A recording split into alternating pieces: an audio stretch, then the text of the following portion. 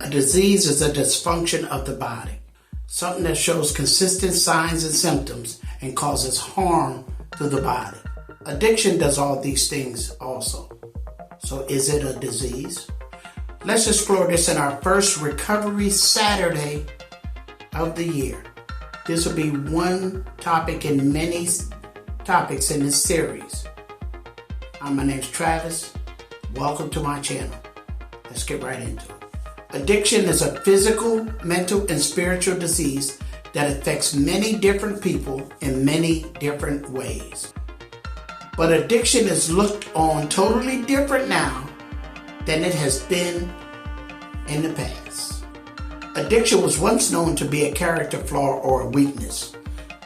And back then it was said if someone was just strong enough, they would be able to overcome addiction on their own without any outside help at all. But what researchers and doctors understand now is that addiction is a disease of the reward circuit of the brain, to where people with the disease of addiction have different responses than other people. It has been said in many 12-step rooms, it is our reaction to drugs that what makes us addicts, not how much we use. This makes addicts more likely to get hooked on not just drugs, but on anything that can make them feel good or a temporary solution that'll stop the hurt and the pain that they may be feeling in any situation. Most people are not born with addiction. Although if a mother is pregnant with a child and does use drugs on a regular basis, she can have a baby that has been born addicted based upon your drug use while you were pregnant. Some diseases are communicable, like the cold, the flu, and things of that nature. But addiction is not.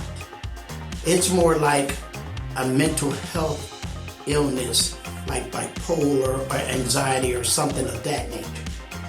That's because, like those other illnesses, addiction represents dysfunction in the brain. There are a lot of reasons why these dysfunctions occur.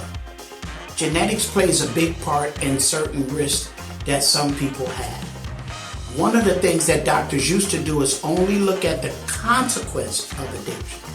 The fact that they could have dependence on a drug, experience withdrawal symptoms, and they would define that as addiction.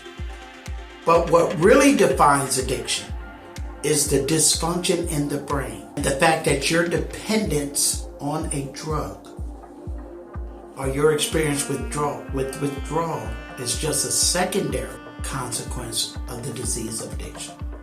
This disease can't be cured, but it can be arrested. There are many 12-step programs, support groups, and therapy that will help this addiction.